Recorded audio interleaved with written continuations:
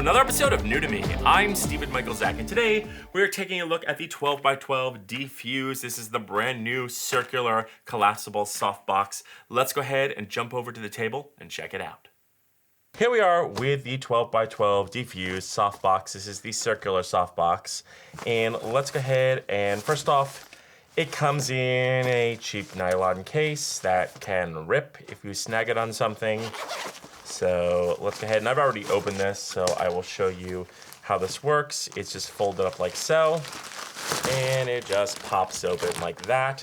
Then what you're gonna do is you're gonna take these little things here, you're gonna put the magnets together and slide the little tube down.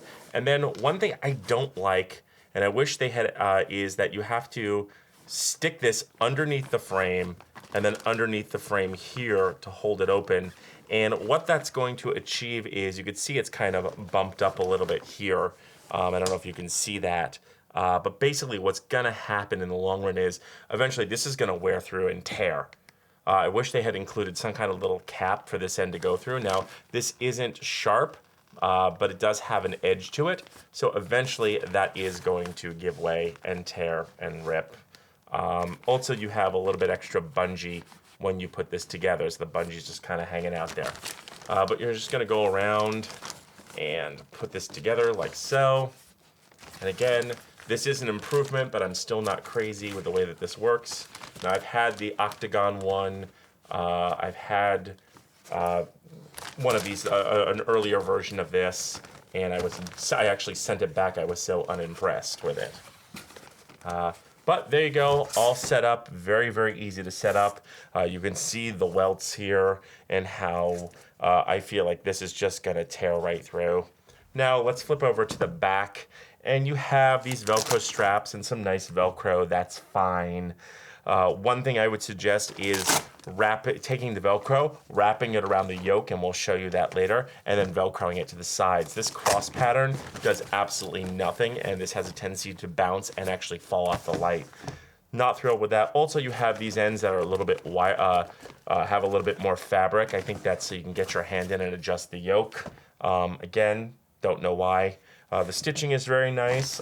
Not thrilled with this kind of material here, but I guess it's what their typical softbox material.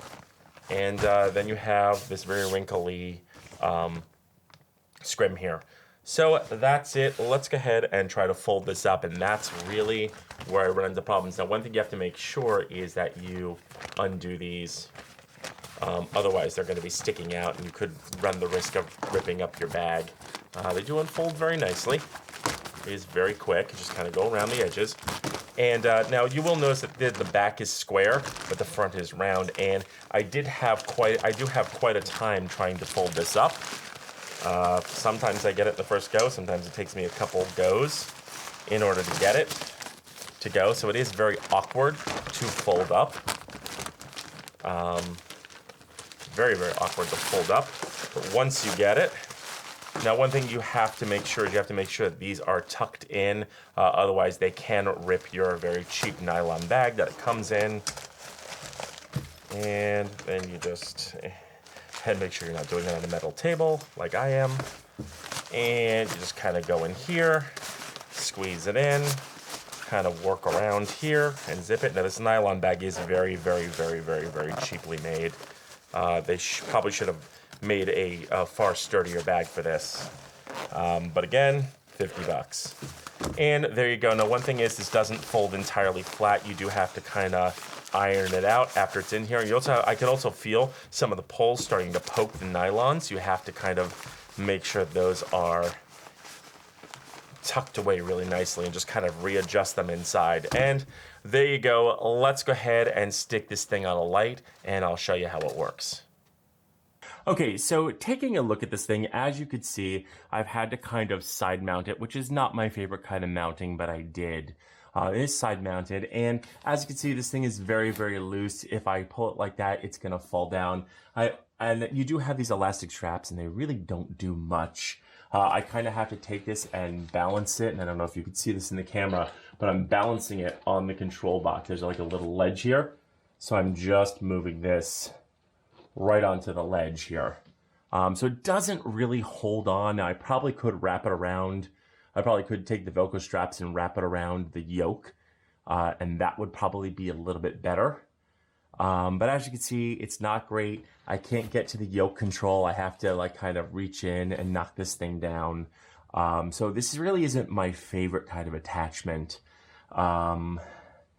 Just not really thrilled with this. I mean, it's an interesting concept, but let's try to do the yoke wrap here. I'm just gonna basically try to wrap this around the yoke here. And you'll find that that works a little bit better, but it's still very saggy. So one of the things I would do is do this, wrap this around the yoke, like so. Let's take this down, and let's see if we can get this to a position where, yeah, and as you can see, that is going to be your best bet. You are going to want to basically wrap these around the yoke and use the bottom here kind of as a guideline underneath the battery to hold it on. And then you could use the top here. I know you can't see it, but use the top there to, and I'll lift it up so you can use the top here to kind of balance it there. And that's really going to be your the best way to support this system, because if you just do a cross and down, it's gonna fall off. You run the risk of it falling off. So not a great design. I wish there was a better way to attach this to your light, but I do like wrapping these around the yoke. I find that is the easiest thing to do. Okay, so as you can see, here we are, we're at 5600 Kelvin, and this is doing its job very nicely. It is creating a nice big octagonal light source. It is spreading the light very nicely. Now, one thing you can't see in the GoPro shot here, but I will show you in my cell phone, is that this diffusion is extremely thin. So thin that you could actually see the lights from my FNV K4000S power. I could actually see the strip lights, which could run the risk of causing shadows on my face. Little tiny shadows if you're recording it at a kind of high resolution. Now on my monitor right now and on this image, it doesn't look like it's doing that. It looks fine, but there is a risk of running some shadows. So it is a very, very, very thin diffusion. But it is doing the job that it says it does. It's doing it very nicely, and I kind of like it. It is very nice and lightweight, and it's pretty good doing what it says it does. So let's go back for my final thoughts. Okay, so my final thoughts on this is it worth 50 bucks? And my answer is no. Here are the things I don't like about it. First off, I don't like this material. It is a very cheap material, feels it. Another thing I don't like is the fact that these rods stick, it's kind of like when you attach these, they slide underneath the frame and push out the frame here, and that eventually is going to cause tearing. I wish there was some kind of plastic piece here that they would slip into. Also, the Velcro does not work the best. You actually have to, not only do you have to side mount your light, but you also have to wrap the Velcro around the yoke and do it that way. That's the best way you're gonna get a nice secure fit where it won't slide around. The other thing is there is really no access for you once it's side mounted to get into the yoke, which is always gonna be a problem with something you slip over entirely, your light entirely. Also, it's a little harder to fold up because this is the back here I'll show you is just such an odd shape, and then you've got another shape in front, so it gets a little bit more difficult. And then the diffusion, it is unearthly thin. If you take a look at our FNV light, there's no diffusion on it, and you can see all the LEDs, and that could run the risk of causing spot shadowing, which happens sometimes when you have an LED panel with no diffusion on it. This does nothing to stop that. It is super, super, super thin, almost a little too thin, thinner than most soft boxes. So that is a little bit of a concern. Other than that, very lightweight and useful, compact. There are some pluses to this. It does what it says it does. It creates a nice octagonal or circular, big, bright, soft light source. It works very well. Just make sure you have a diffusion panel or some kind of diffusion in front of your light so you don't get the LEDs. Now, is it worth $50? Like I said, no. This probably cost them like $5, $10 to make at the factory. Also, I would wait till like Newer or another company comes out with a clone version of this that is cheaper. I have used the Softbox, the square ones of these. I've used the Newer. They are all across the board pretty much the same. Defuse is made a little bit better, but you're gonna pay for the name, and you're gonna pay for the investment.